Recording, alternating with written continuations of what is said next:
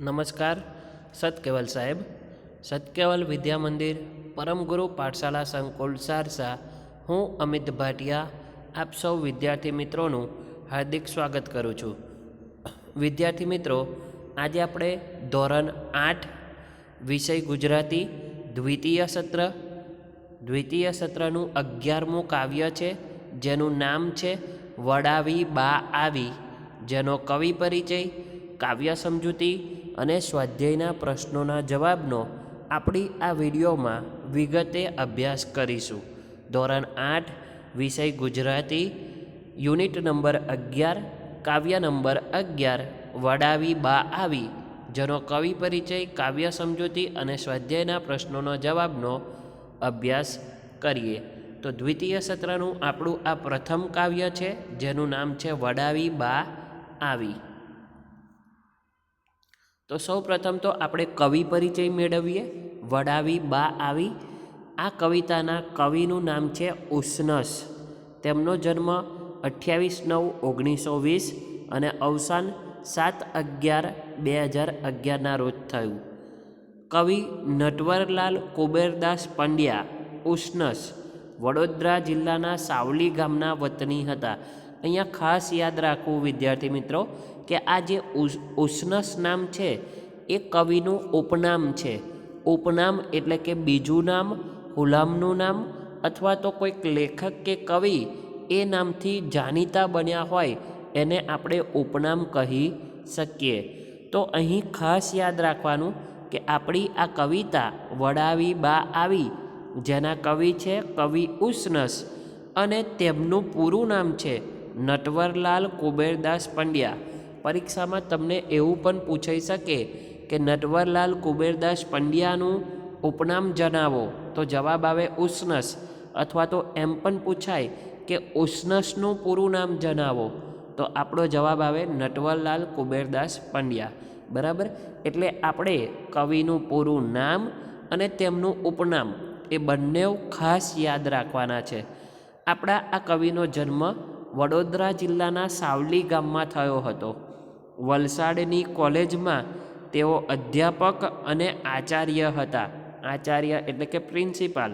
કે વલસાડની કોલેજમાં તેઓ અધ્યાપક એટલે કે પ્રોફેસર તરીકે પોતાની સેવાઓ બજાવી હતી, અને તેઓ આચાર્ય પણ રહી ચૂક્યા હતા. પ્રસૂન, નેપથ્યે, આદ્રા, તૃણનો ગ્રહ, સ્પંદ અને છંદ વગેરે તેમના કાવ્ય સંગ્રહો છે. આ ખાસ યાદ રાખવાનું, આપણા જે કવિ છે એમનું આ સાહિત્ય છે. બરાબર. કે એમને કાવ્ય સંગ્રહો લખ્યા છે, અને એ કાવ્ય સંગ્રહોના નામ છે પ્રસૂન, નેપથ્યે, આદ્રા, તૃણનો ગ્રહ, સ્પંદ અને છંદ વગેરે. સોનેટ કાવ્ય પ્રકારમાં તેમને કેટલીક સોનેટ માળાઓ આપી છે, અને એમને એક સોનેટ કાવ્ય પ્રકાર છે. આપણા સાહિત્યમાં, આપણે ગુજરાતી સાહિત્યમાં ઘણા બધા એવા સાહિત્ય પ્રકારો આપણે ભણી ગયા. બરાબર. કવિતાના ઉર્મી ગીત હોય, ગીત કાવ્ય હોય, પદ કાવ્ય હોય, ગરબી હોય, આવા જુદા જુદા સાહિત્ય પ્રકારો છે. અને એમાંનો એક સાહિત્ય પ્રકાર એટલે કે સોનેટ કાવ્ય. આવા ઘણા બધા સોનેટ આપણા આ કવિએ લખ્યા છે, અને આપણું આ કવિતા પણ એક પ્રકારની સોનેટ જ છે. એટલે આપણી આ કવિતાનો સાહિત્ય પ્રકાર થશે સોનેટ. તમારે પણ ખાસ સાહિત્ય પ્રકાર યાદ રાખવાનો છે. તો આપણી વડાવી બા આવી એ કાવ્યનો સાહિત્ય પ્રકાર થશે સોનેટ. વાત્સલ્ય ભાવ નિરૂપતા કુટુંબ ચિત્રો, ગ્રીષ્મ અને વર્ષાના મનોહર પ્રકૃતિ વર્ણનો અને કાવ્યમાં સ્ફુરી રહેતું ચિંતન આ કવિની નોંધપાત્ર લાક્ષણિકતા છે. કે આપણા આ જે કવિ છે કવિ ઉષ્ણસ, તેમની મોટાભાગની કવિતાઓમાં વાત્સલ્ય ભાવ એનું નિરૂપણ કરતા કુટુંબ ચિત્રો તમને જોવા મળે. કે કુટુંબના સભ્યો એકબીજા સાથે કઈ રીતે વાત્સલ્ય ભાવથી, પ્રેમ ભાવથી, દયા ભાવથી એકબીજા સાથે હળીમળીને રહે છે, એના વિશેની કવિતાઓ તેમને લખેલ છે. આ સાથે સાથે ગ્રીષ્મ એટલે કે ગરમી. બરાબર. અને વર્ષાના મનોહર પ્રકૃતિ વર્ણનો, કે ઉનાળો, શિયાળો એવી રીતના વર્ષા એટલે કે ચોમાસું એના મનોહર કે આપણા મનને હરી લે તેવા પ્રકૃતિના વર્ણનોની કવિતાઓ પણ એમને લખેલી છે. બરાબર, આ દરેક બાબત આ કવિની નોંધપાત્ર બાબત છે. તો અહીંયા આપણે કવિ પરિચય જોયો. કવિ પરિચયમાં ખાસ કવિનું પૂરું નામ, આ કવિતાનો સાહિત્ય પ્રકાર, બરાબર, એમને રચેલ કેટલુંક મહત્ત્વનું સાહિત્ય એ આપણે યાદ રાખવાનું છે. હવે અહીં બીજા ફકરામાં આપણે કવિતા વિશે સંક્ષિપ્ત એટલે કે એનો સારાંશ જોઈશું. તો જોઈએ બીજા ફકરામાં કે દિવાળીની રજાઓમાં પોતાના વતનમાં આવેલા પરિવાર પોતાના સંતાનો સાથે રજાઓ પૂરી થતાં પાછા વિદાય થાય છે, ત્યારે માનું એટલે કે બાનું હૃદય સ્વજન વિયોગની વેદના જે થાય છે તેનું વર્ણન આ કાવ્યમાં કરવામાં આવ્યું છે. બરાબર, કે આ કવિતાનો મુખ્ય ભાવ શું છે? તો આપણી કવિતાનું નામ જ છે, જુઓ, વડાવી બા આવી. તો અહીં આગળ એક બા છે, ઘરડા વૃદ્ધ બા છે, અને એ બા એકલા પોતાના ઘરમાં રહી રહ્યા છે, અને એ બાના 3 સંતાનો છે, પરંતુ આ 3 સંતાનો એ બીજે રહે છે. બરાબર, એ બીજે રહે છે, અને એટલા માટે એમના કે આ રીતે કે એક ઘરડા વૃદ્ધ બા છે અને એ બાના 3 સંતાનો એમનાથી દૂર રહે છે નોકરી ખાતર. બરાબર, નોકરી ધંધો કરવા માટે. અને આજે દિવાળીના વેકેશનમાં, દિવાળીની રજાઓમાં પોતાના વતનમાં એ પોતાના પરિવાર સાથે એ બાના ઘરે રજાઓ એ વેકેશન માણવા માટે આવ્યા છે. પરંતુ હવે દિવાળીની રજાઓ પૂરી થઈ છે અને ત્યારે એ દીકરાઓ એ સંતાનો વિદાય થાય છે, ત્યારે જે બાનું હૃદય છે એ સ્વજન વિયોગથી, સ્વજન વિયોગ એટલે કે પોતાના જે સ્વજન છે, પોતાના જે સગા છે એ પોતાનાથી છૂટા થવાના છે, એની વેદના, એનું દુઃખ એ બાને થાય છે, અને તેનું વર્ણન આ કવિતામાં કરવામાં આવ્યું છે. માતા પિતા અને વૃદ્ધ વિધવા પોય વિરહથી વ્યથિત છે. બરાબર, કે માતા પિતા કે જે બા છે એ અને બાની સાથે એક વૃદ્ધ વિધવા પોઈ રહી રહ્યા છે, એ પણ વિરહથી એટલે કે છૂટા પડવાના દુઃખથી વ્યથિત છે, એટલે કે દુઃખી છે. છેવટે બધા સંતાનોને વિદાય આપીને પાછી વળતી બા ઘરને ખાલી થઈ ગયેલું જોઈને બહારના પગથિયા પર જ, ઓટલા પર જ બેસી પડે છે. બરાબર, કે એક પછી એક પોતાના દરેક દીકરાઓને વારાફરતી ક્રમશઃ છૂટા પડતી જોઈને જે બા છે એમને વિદાય આપતી એ ઘરના પગથિયા પર જ ભાગીને બેસી પડે છે દુઃખી થઈને. અહીં કવિએ વિરહને એક પાત્ર રૂપે નિરૂપ્યું છે, તે ધ્યાન પાત્ર છે. કે વિરહ એટલે કે છૂટા પડવાનું દુઃખ, એને અહીં કવિએ જાણે કે એક પાત્ર હોય એવું સુંદર મજાનું વર્ણન આ કવિતામાં કરેલું છે. વાત્સલ્ય વિષયક આ સોનેટમાં કવિએ બાના હૃદયાની જ સ્નેહનું તેમજ સંતાન વિરહથી વ્યાપેલા વિષાદનું હૃદયસ્પર્શી નિરૂપણ કરી વર્ણન દ્વારા જ કરુણ રસ નિષ્પન્ન કર્યો છે. કરુણ રસ એટલે કે આપણને એકદમ દુઃખ થાય એવો રસ, કે અહીંયા બાના હૃદયનાજી, બરાબર, કે અહીંયા બાનું જે હૃદય છે એ સ્નેહભર્યું છે, કે બાનું હૃદય એકદમ સ્નેહાળ છે. જ્યારે બાના સંતાનો એના પાસે આવ્યા ત્યારે એ ખુશ થઈ ગઈ છે, પરંતુ હવે એના જે સંતાનો છે એ એનાથી છૂટા થવાના છે. એનો વિરહ, એનાથી છૂટા પડવાનું દુઃખ, એ વિષાદ એટલે કે ખૂબ જ દુઃખ એ બાના હૃદયમાં સ્પર્શી જાય છે, અને એનું વર્ણન અહીં કરુણ રસ નિષ્પન્ન કરે છે. તો સુંદર મજાની આ કવિતા જેનું નામ છે વડાવી બા આવી, અને તેનો સાહિત્ય પ્રકાર છે સોનેટ. હવે આપણે ખાસ યાદ રાખીશું કે સોનેટ કાવ્ય હંમેશા 14 લીટીનું જ હોય છે, કે આપણી આ જે કવિતા છે જે સોનેટ કાવ્ય છે અને એ હંમેશા 14 લીટીની હોય. અહીંયા આપણા પુસ્તકમાં આ રીતે કાવ્ય આપ્યું છે, અને આ કવિતાનો રાગ આ મુજબ છે. તમે એક પ્રાર્થના સાંભળી હશે, અસત્યો માહેથી પ્રભુ પરમ સત્યે તું લઈ જા. શિખરની છંદમાં લખાયેલી આ કાવ્ય છે. તો આ કવિતા પણ શિખરની છંદમાં લખાયેલી છે અને એનો રાગ પણ આ રીતે થશે, જેનું તમે ધ્યાન રાખશો. રજાઓ દિવાળી તની પૂરી થઈને ઘરમહી, દાડાઓ કેરી સ્ખલિત થઈ શાંતિ પ્રથમની, વસેલા ધંધાર્થે દૂર સુદૂર સંતાન નિજના, જવાના કાલે તો જનક જનનીને ગરતના, સદાના ગંગામાં સ્વરૂપ ગરડા પોઈ સહુએ, લખા એલો કર્મે વિરહ મિલને તે રજનીએ, નિહાળ્યો સૌ વચ્ચે નિયત કરી બેઠો નિજ જગા, ઉવેખી એને સૌ જરઠ વળી વાતે સૂઈ ગયા, સવારે ભાભીનું ભર્યું ઘર લઈ ભાઈ ઉપડ્યા. બરાબર, આ રીતે આપણી આ કવિતાનો શિખરીની છંદમાં રાગ છે. રજાઓ દિવાળી તની થઈ પૂરીને ઘરમહી, દાડાઓ કેરી સ્ખલિત થઈ શાંતિ પ્રથમની. બરાબર, તો હવે આપણે કાવ્યને, આ કવિતાને આપણે શબ્દશ સમજીશું, એની એક એક પંક્તિને સમજીશું અને એમાં આવતા કેટલાક મહત્ત્વની બાબતોને પણ સમજીશું. કે અહીંયા પ્રથમ પંક્તિમાં કવિ કહેવા માગે છે કે રજાઓ દિવાળી તની થઈ પૂરી ને ઘર મહી, દાહડાઓ કેરી સ્ખલિત થઈ શાંતિ પ્રથમની.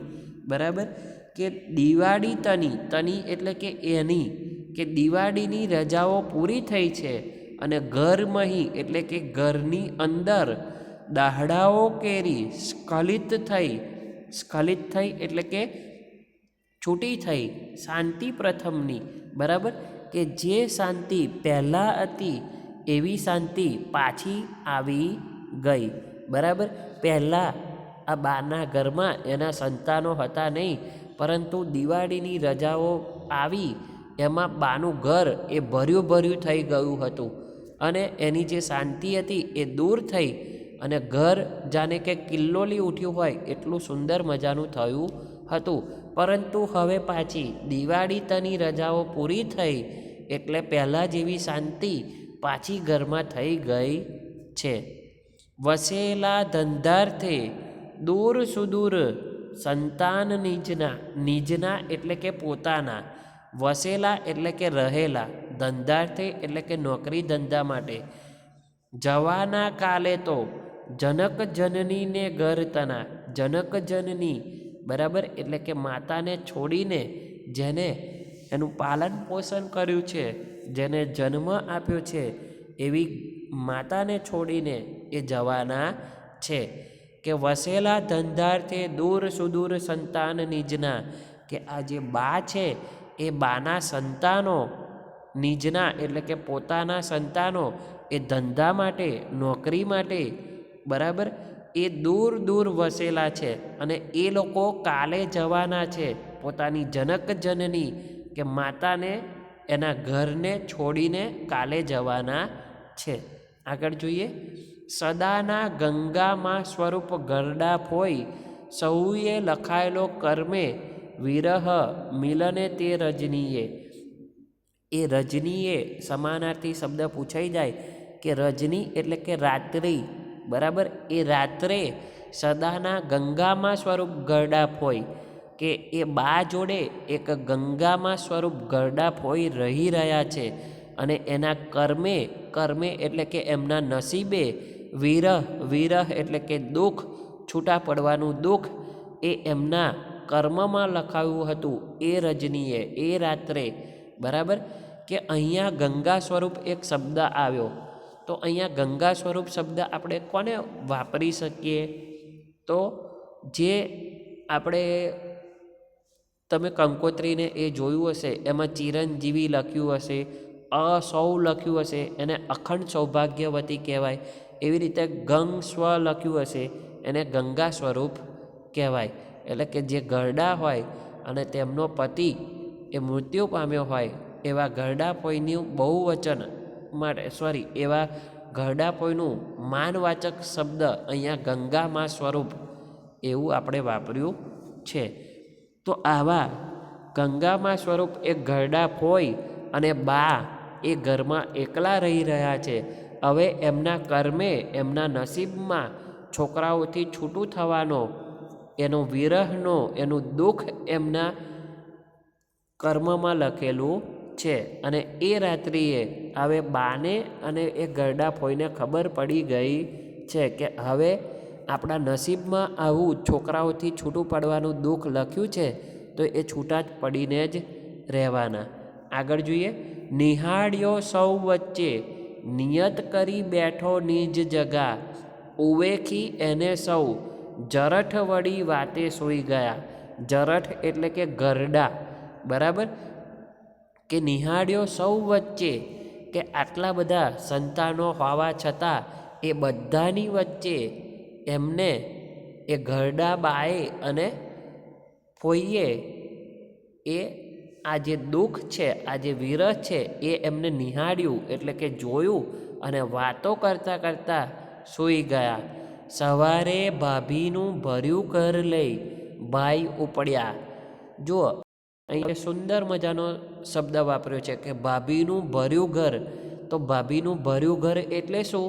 તો ભાભીનું ભર્યું ઘર એટલે કે પોતાના સંતાનો, પોતાના દીકરાઓ સાથે પોતાનો આખો પરિવાર, એટલે કે ભાઈ, એની પત્ની ભાભી અને એના સંતાનો, એટલે એને ભાભીનું ભર્યું ઘર એવો શબ્દ અહીં કર્યો છે.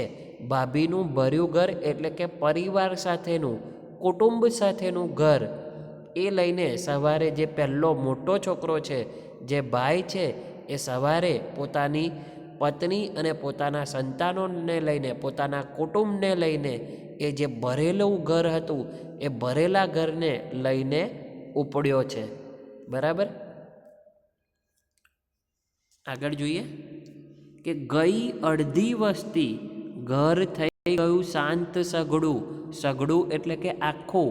કે આ રીતે સવારે જે પેલો મોટો છોકરો છે, જે ભાઈ છે, એ ભાભી સાથે, પોતાના કુટુંબ સાથે એ ભરેલું ઘર લઈને ચાલ્યો ગયો, એટલે અડધી વસ્તી જતી રહી અને ઘર થઈ ગયું શાંત સઘળું.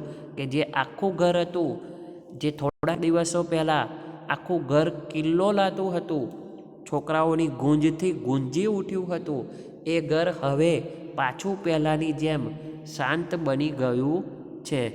બપોરે બે ભાઈ અવર ઉપડ્યા લઈ નિજની. નિજની એટલે કે પોતાની પત્નીઓ. બરાબર, કે બપોરે બીજા ભાઈઓ હતા એ અવર એટલે કે વારા ફરતી એ પોતાની પત્નીઓને લઈને ઉપડ્યા. બરાબર. નવોઠા એટલે કે નવી પરણેલી સ્ત્રી, એટલે કે જેનું નવું લગ્ન થાય એટલે કે એને કહેવાય નવોઠા, પરણેલી સ્ત્રી. બરાબર. ભાર્યાઓ એટલે કે પત્નીઓ, પ્રિય વચન મંદ સ્મિતવતી. નવી પરણેલી જે સ્ત્રીઓ છે, એમના થોડાક જ સમય પહેલાં જેના લગ્ન થયા છે એવો ભાઈ છે, અને એમની પત્નીઓ, આ બંને ભાઈની પત્નીઓ કેવી છે? તો કે પ્રિય એટલે કે સુંદર, સારું, સરસ. વચન એટલે કે બોલતી. મંદ એટલે કે ધીમું ધીમું. સ્મિત એટલે કે હસતી. અને વતી એટલે કે એવી. તો આ બંને ભાઈઓની પત્ની કેવી છે?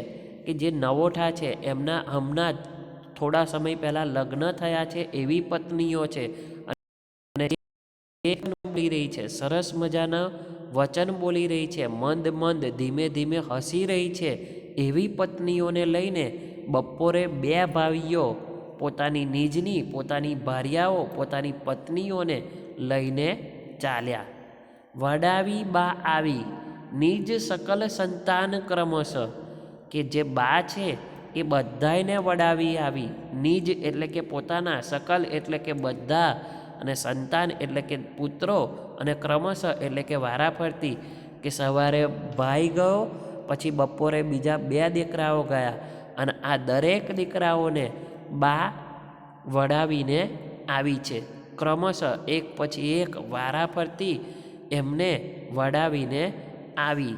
અને ગૃહવ્યાપી જોયો વિરહ, પડી બેસી પગથિયે, કે એને ગૃહવ્યાપી એટલે કે બાએ ત્યાર પછી ઘરમાં જોયું, તો ઘરમાં જાણે કે દુઃખ, જે પેલો વિરહ છે એ આખા ઘરમાં પ્રસરી ગયો હોય એવું બાએ જોયું, અને બેસી પડી પગથિયે.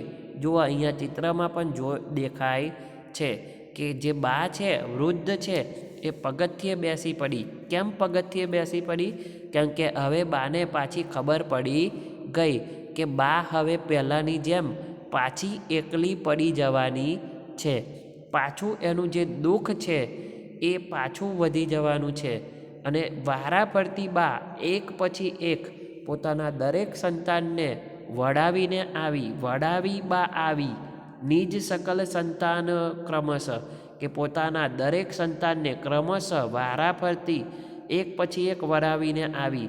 અને ત્યારે એને ઘરની અંદર દુઃખ જોયું, કે દુઃખ જ જોયું, કે હવે બા વિચારવા લાગી છે કે હવે હું એકલી પડી જવાની છું. અને એ દુઃખ, એ વિરહ, એ છૂટા પડવાનું દુઃખ, એ વિરહ એ બાને ખૂબ જ દુઃખી કરી ગયો, અને એટલા માટે બા પડીને પગથિયે બેસી ગઈ. બરાબર.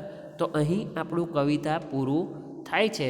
તો આ કાવ્યમાં કવિએ બાની સાથે સાથે જે બાનું દુઃખ છે, જે બાનો વિરહ છે, એનું સુંદર મજાનું વર્ણન કર્યું છે કે વડાવી બા આવી. બરાબર. તો અહીં આ આપણી કવિતા સોનેટ કાવ્ય છે. આપણે આગળ જોયું એ મુજબ સોનેટ કાવ્ય હંમેશા 14 લીટીનું હોય. બરાબર. જે સોનેટ સાહિત્ય સ્વરૂપનો હવે આપણે વિગતે અભ્યાસ કરીએ, જે તમને ભાષા સજ્જતામાં આપેલ છે.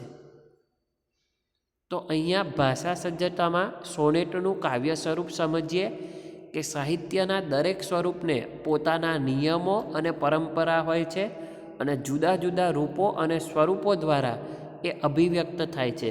બરાબર. કે દરેક જે સ્વરૂપ હોય એના પોતાના આગવા નિયમો હોય છે. અને ગુજરાતીમાં એક વિકસેલું મુખ્ય કાવ્ય સ્વરૂપ, અને તે એટલે કે સોનેટ. પરંતુ સોનેટ એ મૂળે વિદેશી સ્વરૂપ છે, આપણા ગુજરાતનું એ સ્વરૂપ છે નહીં. અંગ્રેજી ભાષા અને સાહિત્યના અભ્યાસ દ્વારા આપણા કવિઓએ પરદેશથી આ સ્વરૂપ પ્રત્યે આકર્ષાયા, અને તેનું એક મુખ્ય સ્વરૂપ એટલે કે સોનેટ. ગઝલ અને હાઇકુ એવા અન્ય સ્વરૂપો છે. સોનેટ મૂળ ઇટાલીમાંથી ઉદ્ભવ્યું.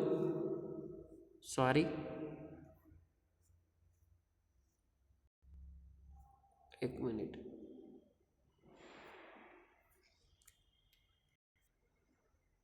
ચાલો આપણે જોઈશું કે સોનેટ મૂળ ઇટાલીમાંથી ઉદ્ભવ્યું છે. એટલે અહીંયા ખાસ આપણે યાદ રાખવાનું કે સોનેટ કાવ્ય સ્વરૂપનો જન્મ ઇટાલીમાં થયો હતો. તે ગુજરાતમાં એનો ઉદ્ભવ થયો નથી, પરંતુ એ વિદેશી સાહિત્ય પ્રકાર છે. અને વિદેશની ભાષાથી આકર્ષાઈને આપણા કવિઓએ ગુજરાતી સાહિત્યમાં પણ આવા ઘણા બધા સોનેટ લખ્યા છે.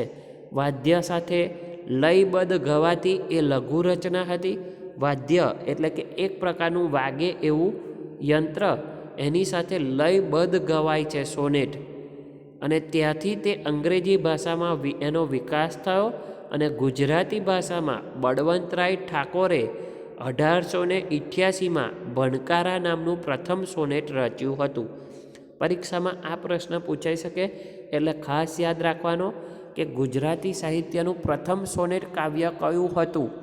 તો ગુજરાતી સાહિત્યનું પ્રથમ સોનેટ કાવ્ય ભણકારા હતું, અને તે બલવંતરાય કલ્યાણરાય ઠાકર, જેમનું નામ છે બકર ઠાકર, તેમને 1888માં પહેલું ભણકારા નામનું સોનેટ રચ્યું.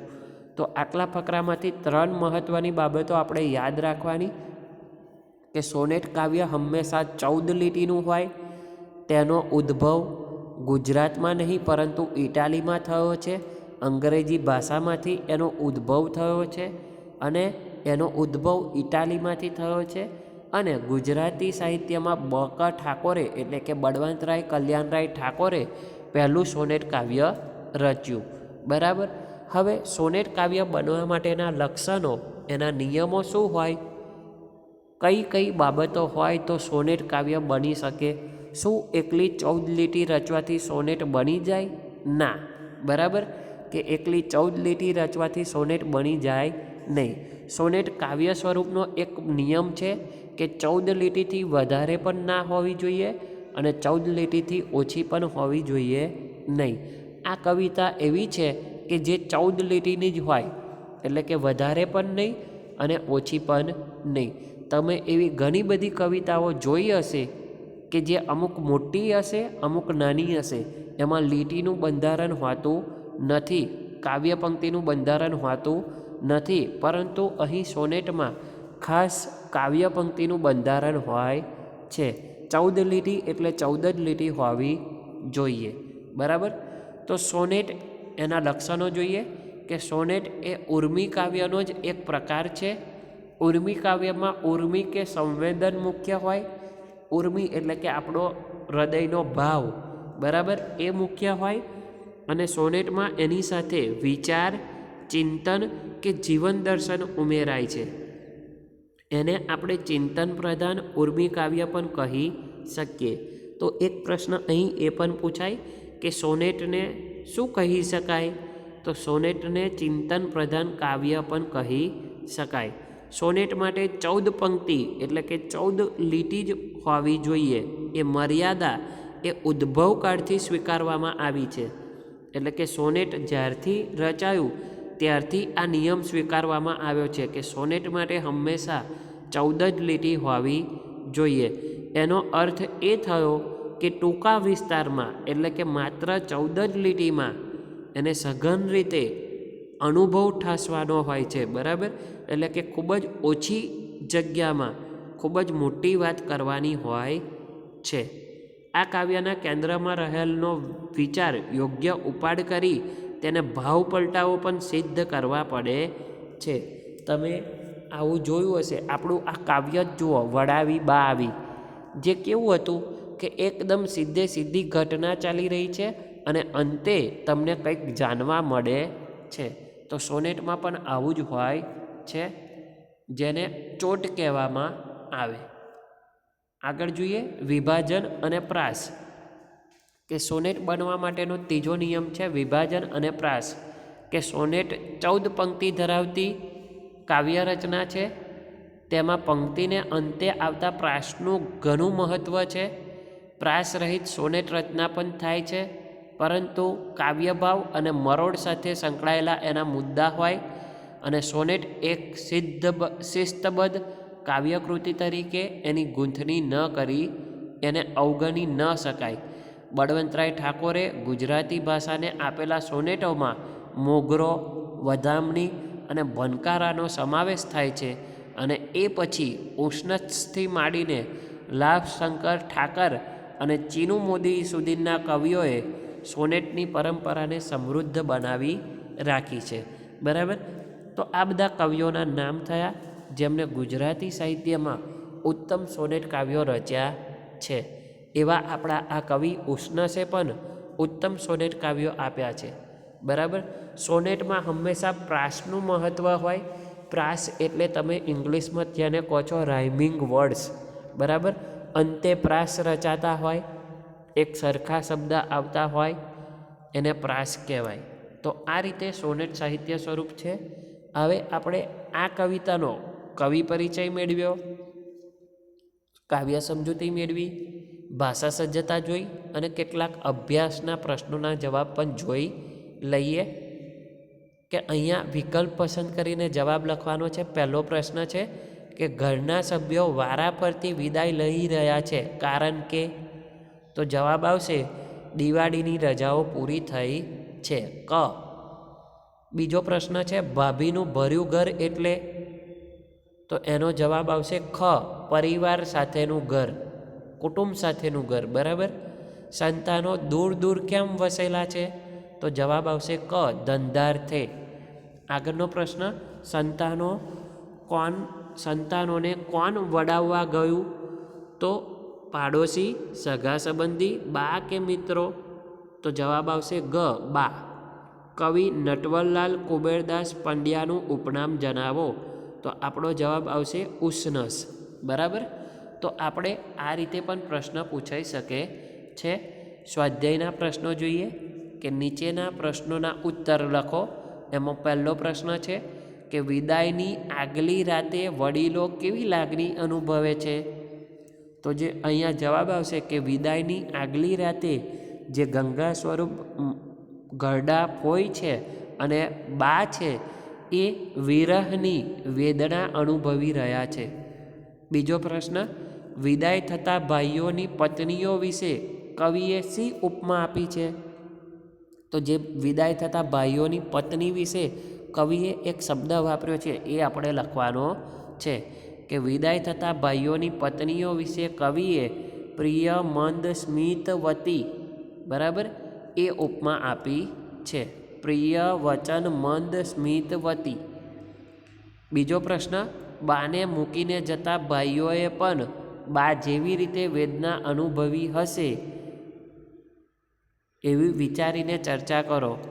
ચલો, કે બાને એકલા છોડીને એમના છોકરાઓ તો જઈ રહ્યા છે, એમના સંતાનો તો જઈ રહ્યા છે, તો જેટલું દુઃખ બાને થયું હશે એટલું જ દુઃખ એમના સંતાનોને થયું હશે કે નહીં?